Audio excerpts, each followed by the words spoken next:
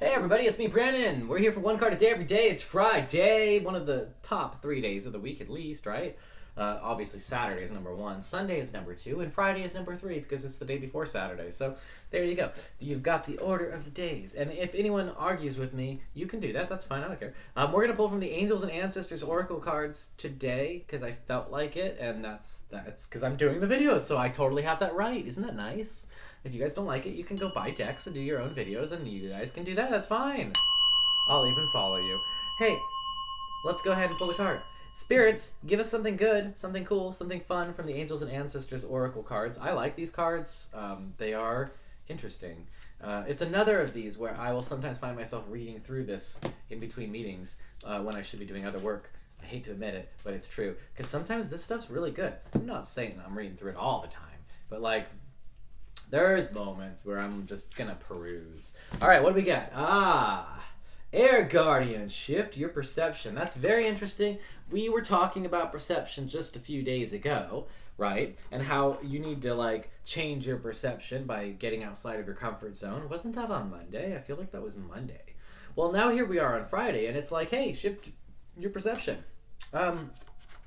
So this is literally ordering you to. This isn't saying, hey, you know, in order to shift your perception, you should look at the world through other people's eyes. This one's just straight up saying, shift your perception. In other words, the way that you are perceiving something is becoming negative or toxic, or isn't working, or it's not in alignment with the way that you should be perceiving something. And I know that the idea of should and shouldn't, whatever, but my point, though, is that there is a higher version of your reality that might exist in which you are perceiving something slightly differently, and it's allowing you to have a better experience. My point is that if your perception of a reality is causing you to have a negative experience, but your perception of reality is not true, it's not what's really happening, then if changing your perception of that reality is allowing you to have a more positive experience, why not?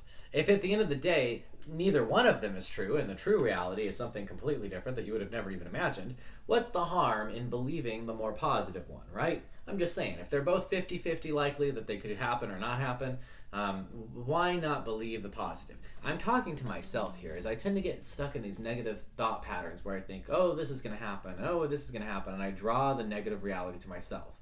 I know that I'm doing it, I see it happening, I feel it happening, and I say, why are we doing this? And the human brain has a funny way of overriding all that is spiritual and logical at the same time, and basically saying, because we can, and then negatively thinking over and over again. So shift your perception today. Whatever it is that's got you thinking negatively, find a way to change the way you perceive things so that you can be positive. At the end of the day, you need a positive experience. You need to feel good about the world. It's like, if this whole thing was a video game, then why mope around, unless that's the character you like to play, right? But I'm just saying, perception, shift it. It's going to be good for you. I am Brandon. That's one card a day. I'll see you guys tomorrow, I hope. Goodbye.